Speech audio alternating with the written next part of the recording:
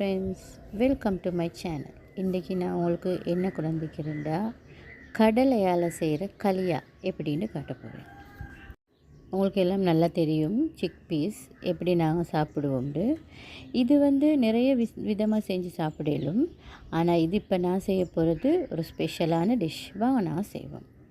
இதுக்கு ஃபஸ்ட்டுக்கு இந்த sick piece எடுத்து நல்லா வாஷ் பண்ணி ஒரு 2-3 ஹவர்ஸ் நல்லா வாட்டரில் சோக் பண்ணி வச்சு இதை ப்ரெஷர் குக்கரில் ஒரு 2-3 மினிட்ஸ் பாயில் பண்ணிக்கொள்ளணும். சால்ட் கொஞ்சமும் போட்டு வாட்டர் ஆட் பண்ணக்குள்ளே நாங்கள் சோக் பண்ணி வச்சுக்கிற சுட்டி அளவாக ஆட் பண்ணிக்கணும். இப்போ இந்த பதத்தில் நல்லா இது வெந்திக்கணும். இப்போ இதுக்கு என்னென்ன தேவைன்னு பார்ப்போம். இதுக்கு நான் லிவர் எடுத்துக்கிறேன், மாட்டு ஈரல். அடுத்தது டொமாட்டோ உண்டு, க்ரீன் சில்லி சாப் பண்ணி 2-3 கறி லீவ்ஸும் ஒரு பிக் ஆனியனும். மற்றது இது கோகோனட் நான் கிரைண்ட் பண்ணி எடுத்துக்கிறேன். பட்டு போல் நல்லா ஃபைனாக பேஸ்ட் பண்ணி எடுத்துக்கிறேன். இப்போ நாங்கள் செய்வோம். ஃபஸ்ட்டுக்கு ஒரு கடாயில் நாங்கள் ஆயில் ஆட் பண்ணிக்கொள்ளணும். இதில் நாங்கள் ஸ்க்ரேப்டு கோகோனட் சேர்க்குற சுட்டி மிச்சம் ஆயில் ஆட் பண்ணுவானோம். ஒரு அளவாக ஆயில் ஆட் பண்ணி ஜிஞ்சர் கார்லிக் பேஸ்ட் கொஞ்சம் போட்டுக்கொள்ளணும். அதுக்கே லிவர் ஆட் பண்ணுற சுட்டி பட்டை 2-3 துண்டும் கறி லீவ்ஸ் கொஞ்சமும் நாங்கள் ஆட் பண்ணிக்கொள்ளணும். இப்போ இதை நல்லா கொஞ்சம் நாங்கள் ஃப்ரையாக விடணும். நல்லா பச்சை வாடை போய்ட்டு நல்லா ஃப்ரை ஆகணும். அந்த டைமில் இந்த லிவருக்கு நாங்கள் சால்ட்டும் டர்மரிக் மஞ்சத்தூளும் கொஞ்சம் ஆட் பண்ணி எண்ணெய்க்கு கடுகும் கொஞ்சம் போட்டு அதில் இந்த லிவரை நாங்கள் போட்டுக்கொள்ளணும்.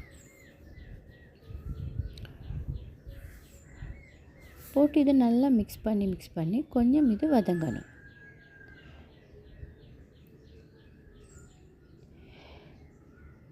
இப்போ இது வதங்கிருக்கு வரக்குள்ள இதுக்கு 1¼ டீஸ்பூன் பெப்பர் பவுடர் ஆட் பண்ணுங்கள். அடுத்தது இதுக்கு ஜீரக பவுடர், கியூமின் சீட், அதுலேயும் ஒரு 1/2 ஸ்பூன் போல், டீஸ்பூன் 1/2 மட்டுக்கு ஆட் பண்ணி இதை நல்லா கொஞ்சம் வதங்கட்டணும். இப்போ நான் கோகோனட் கிரைண்ட் பண்ணி வச்சு இந்த வாட்டரை இதுக்கு சேர்த்து அதில் தான் நான் இதை குக்காக விடுவேன். வேறு வாட்டர் ஆட் பண்ண தேவையில்லை. இப்போ ஓகே. இப்போ இது ஓரளவு குக்காகி கொண்டு வரக்குள்ள பாயில் ஆகி வரப்போக்குள்ள இதுக்கு ஆனியன் அண்ட் சில்லி, அடுத்தது டொமாட்டோ, இது 3மே நாங்கள் இதுக்கு ஆட் பண்ணிக்குவோம். இப்போ இதை மறுவாக நாங்கள் மிக்ஸ் பண்ணி இதை இன்னும் கொஞ்சம் ஒரு 2 மினிட்ஸ் மட்டுக்கு குக்காக விடுவோம்.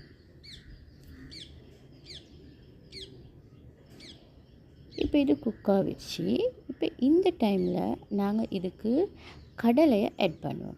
சிக் பீஸை இது டைமில் நாங்கள் ஆட் பண்ணிக்குவோம். ஆட் பண்ணி இதையும் நாங்கள் நல்லா மிக்ஸ் பண்ணணும். வாட்டர் எதுவும் ஆட் பண்ணிடுவானா, ஏற்கனவே இது பாயில் ஆகி தான் வைக்குது. அடுத்தது ஈரல் லிவரும் நல்லா குக்காகி தான் வைக்குது. இப்போ இதுக்கு நான் கோகோனட் பேஸ்ட்டை ஆட் பண்ணிக்கிறேன். அதையும் ஆட் பண்ணி நாங்கள் நல்லா மிக்ஸ் பண்ணணும். இது நல்ல ஒரு டேஸ்டியான ஃபுட். அடுத்து இது சரியான நியூட்ரிஷன்ஸான ஒரு ஃபுட் உண்டு. நாங்கள் எப்படியுமே உங்களுக்கு தெரியும் இந்த கடலையை விதவிதமாக செய்யலும், ஒவ்வொரு டைப்பில் செய்யலும். இதுவும் ஒரு மெத்தட். இது வெட்டிங் ஹவுசஸில் மிச்சம் இது வைப்பாங்க, இப்போயும் வைக்கிறாங்க, இல்லாமல் இல்லை. ஸோ இது நல்ல ஒரு டேஸ்டியான கறி உண்டு. இப்போ இது குக்காகிருச்சு. இந்த பதம் போதுமே. இதில் எல்லாமே குக்காகி தைக்கிறது. கோகோனட் மட்டும் கொஞ்சம் குக்காக விட்டால் ஓகே. ஒரு 2 மினிட்ஸ் குக்காகினா நல்லாவே போதும். இப்போ இது ரெடி ஆகிருச்சு இந்த கறி. இப்போ இந்த பதம் வந்துருச்சுன்னா நாங்கள் ஸ்டவ்வை ஆஃப் பண்ணிக்கொள்ள வேண்டும். இப்போ நாங்கள் இதை நல்லா மிக்ஸ் பண்ணிவிட்டு சர்வ் பண்ணிக்கொள்வோம். நல்ல டேஸ்டியான கறி உண்டு. கீ ரைஸ்க்கு நல்லா இருக்கும். வீட்டில் சின்ன பிள்ளைகள் இருந்தாங்கண்டா நீங்கள் பெப்பர் பவுடரை கொஞ்சம் குறைச்சி போட்டுக்கோங்க. நீங்களும் இந்த கறியை வீட்டில் ட்ரை பண்ணி பார்த்துட்டு எனக்கு எப்படி இருந்துச்சுன்னு சொல்லுங்கள். இந்த டிஷ் உங்களுக்கு பிடிச்சிருந்தா லைக் பண்ணி ஷேர் பண்ணி இந்த சேனலை நீங்கள் சப்ஸ்கிரைப் பண்ணாட்டி சப்ஸ்கிரைப் பண்ணி எனக்கு சப்போர்ட் வந்து தாங்க.